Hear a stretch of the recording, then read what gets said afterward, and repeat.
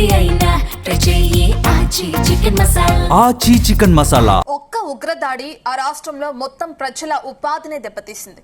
దేశమంతా ఉలిక్కి పడేలా జరిగిన ఆ దాడితో ఆ రాష్ట్రానికి పర్యాటకులు రావటం తగ్గింది. ఆ దాడి కారణంగా యుద్ధమే జరిగింది. తీవ్ర స్థాయిలో జరిగిన పహల్గాం ఉగ్రదాడి మొత్తం కాశ్మీర్ పర్యటనకే గొడ్డలి పెట్టుగా మారింది. ప్రజలు రోడ్డెక్కి ఉగ్రవాదానికి వ్యతిరేకంగా నిరసన ప్రదర్శన నిర్వహించారంటేనే పరిస్థితి ఎలా ఉందో అర్థం చేసుకోవచ్చు. కేంద్ర రాష్ట్ర ప్రభుత్వాలు చేపట్టిన చర్యల కారణంగా ఇప్పుడిప్పుడే కాశ్మీర్ పర్యాటకం కోలుకుంటున్నా మునుపటి స్థాయికి చేరడానికి చాలా కాలం పట్టేలా ఉంది. 26 మందిని బలిగొన్నటువంటి పహల్గాం ఉగ్రదాడి జరిగి నేటికి ఏడాది పూర్తవుతుంది. 26 మంది మృతికి సంతాప సూచకంగా లిద్దర్ నదీ తీరంలో ఒక స్మారకాన్ని ప్రభుత్వం నిర్మించింది.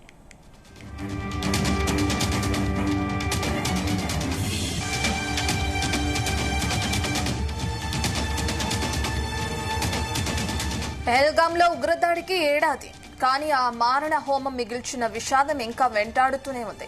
అయితే ఆ ఉగ్ర ఘటనకు సంబంధించి మరో కోణం వెలుగులోకి వచ్చింది. ఇందులో 2 స్థానికుల పాత్ర ఉన్నట్లు తేలింది.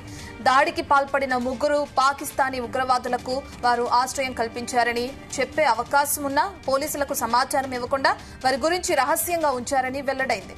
ఇందుకోసం వారు 3,000 తీసుకున్నట్లు ఎన్ఐఏ విచారణలో తేలింది.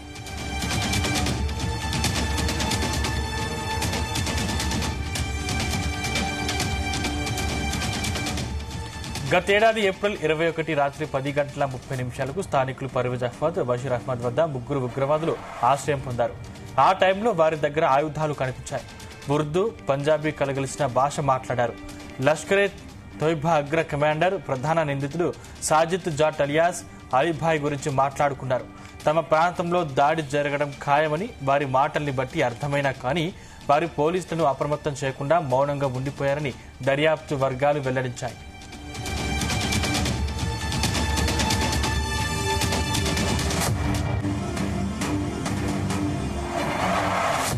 అయితే 5 గంటల పాటు వారి వద్ద ఆశ్రయం పొందిన ఆ 3 ఉగ్రవాదులు అక్కడే తినేసి వెళ్లిపోయారు. అందుకోసం 3,000 ఇచ్చారు. 22న దాడి జరగడానికి కొన్ని గంటల ముందు మధ్యాహ్నం 12:30 ఆ ఉగ్రవాదులు బైస్రాన్ లోయలోకి ఒక కంచె వెనకాల దాక్కున్నారు. ఆ విషయాన్ని పర్వేజ్ అహ్మద్, బషీర్ అహ్మద్లు గుర్తించారు. అప్పుడు కూడా పోలీసులకు కానీ స్థానిక టూరిస్ట్ ఆపరేటర్లకు కానీ వీరు సమాచారం ఇవ్వలేదని వెల్లడైంది.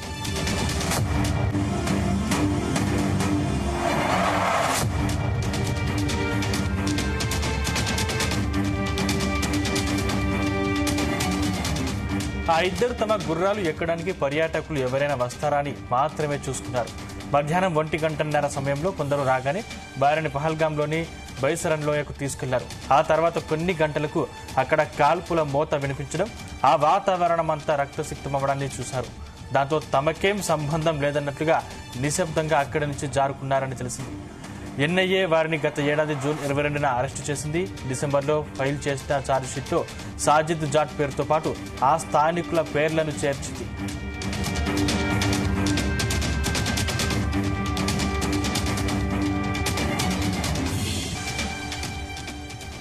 ఉగ్రదాడి తర్వాత కాశ్మీర్లో 50 పర్యాటక కేంద్రాలు మూతపడ్డాయి. భద్రతా తనిఖీల తర్వాత ఒక్కటొక్కటి తెరుచుకున్నాయి. ప్రస్తుతం పరిస్థితులు సాధారణ స్థితికి చేరుకుంటున్నాయి. ప్రస్తుతం అక్కడ సేవలందించే ప్రతి వ్యాపారికి QR కోడ్ వ్యవస్థను ప్రభుత్వం అమలు చేస్తుంది. పర్యాటకులను, స్థానికులను గుర్తించేందుకు వీలుగా ఏర్పాటు చేసింది. మినీ స్విట్జర్లాండ్ గా పిలిచే దాడి జరిగిన చోట బైస్రాన్ ఇంకా తెరుచుకోలేదు. పహల్గాం కు వచ్చిన ప్రతి పర్యాటకుడు దాని గురించే ఆరా తీస్తున్నారు. కానీ అది తెరుచుకోకపోవడంతో నిరాశకు గురవుతున్నారు. దాడికి ముందు రోజు పహల్గాం కు 3,000 నుంచి 4,500 మంది దేశ విదేశీ పర్యాటకులు వచ్చేవారు. దాడికి ముందు ఏటా 10 లక్షల మందికి పైగా వచ్చేవారు. దాడి జరిగాక అది 4,30,495 మందికి పడిపోయింది.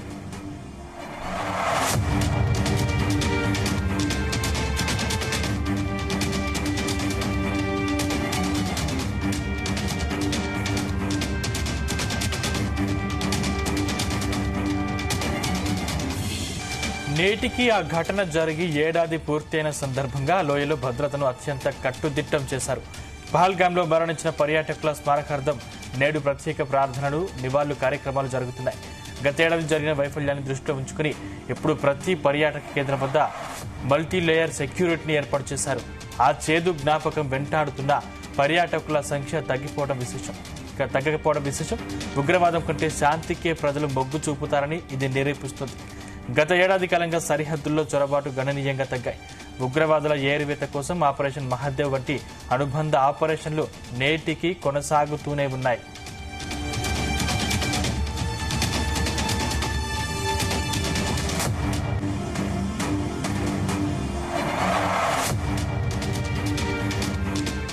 పెహల్గాం దాడి కేవలం పర్యాటకులపై జరిగిన దాడి కాదు, అది భారత ఆత్మ గౌరవంపై జరిగిన దాడి. ఆ రోజు ప్రాణాలు కోల్పోయిన అమాయకులను స్మరించుకుంటూనే భవిష్యత్తులో ఇలాంటివి పునరావృతం కాకుండా భారత్ తన రక్షణ కవచాన్ని మరింత పటిష్టం చేసుకుంది.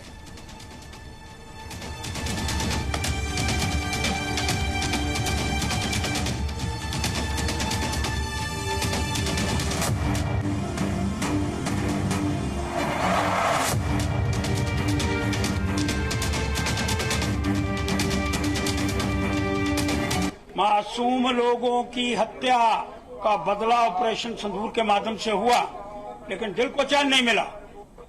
दिल को चैन तब मिलेगा जब पाकिस्तान नस्तानबूद होगा, और नस्तानबूद पैसर कतर की जंग के माध्यम से होगा. ये आत्माओं की शांति के लिए आज हवन यज्ञ कर रहे हैं, और परमात्मा उनके परिवार को इतना बल दे कि वो इसको बर्दाश्त करते हुए आसपास के लोग मिलजुल करके. इसकी कितनी भी निंदा की जाए कम है, और जिन्होंने अपनी जान खोई है बहुत दुख है, जिसका हम कुछ भी करके खामियाजा नहीं कर सकते हैं. लेकिन आप कश्मीर नहीं देखे तो कुछ नहीं देखे, आप इन जगहों पे नहीं आए तो कुछ भी नहीं देखे. तो अगर उनकी ये सोच है कि हमें तोड़ सके इन इंसिडेंट्स से, तो वो गलत है. सबको ये रिक्वेस्ट है कि इतनी खूबसूरत जगह को विजिट करें, एक्सप्लोर करें. बहुत ही शानदार, दिल खुश हो जाता है, आत्मा को सुकून है, दुख है. एंड हम सब एज ए कंट्री नेशन हम सब एक साथ हैं. जिन्होंने जान खोई है उनके लिए हम दुख प्रकट करते हैं. बिल्कुल नहीं, कश्मीर हमारा है. मैं कहूँगी कि वो बहुत ही बुरा इंसिडेंट था और बहुत हर्टफुल, और बहुत मैं डर गई थी जब वो इंसिडेंट हुआ था. और हम लोगों को लगा था कि मतलब थोड़ा डर था कश्मीर को लेके, लेकिन हम यहाँ आए हैं तो हमें बहुत सेफ फील हो रहा है. और मैं डेफिनेटली कहूँगी कि टूरिस्ट को, इंडिया के सभी टूरिस्ट को यहाँ आके खुद देखना चाहिए कि कश्मीर कितना सेफ है. मैं कहूँगी कि आपको बिल्कुल भी, मुझे तो 1% भी डर नहीं फील होता है, बल्कि इनफैक्ट मुझे बहुत सेफ फील होता है. सेफर देन हमारी राजधानी जो है हमारे दिल्ली से तो बहुत ज्यादा सेफ है. और मैं कहूँगी कि सबको डेफिनेटली आके ट्राई करना चाहिए और खुद जानना चाहिए कि कश्मीर बहुत सेफ और बहुत वेलकमिंग जगह. बहुत ज्यादा ही अभी तक का मुझे नहीं लगता ऐसा कोई टेरर अटैक हुआ है जिसमें एक धर्म को टारगेट करके एक धर्म के लोगों को, उनकी वाइफ को छोड़ के हस्बैंड्स को उनके सामने मारा गया हो. ये पहला हुआ था. और मेरी लड़ाई जो मैं बोलती हूँ, मेरा बोलना, हर बार सबको याद दिलाना, वो उसका रीजन यही है कि ये पहली और आखिरी ही घटना अपने धर्म के ऊपर हो.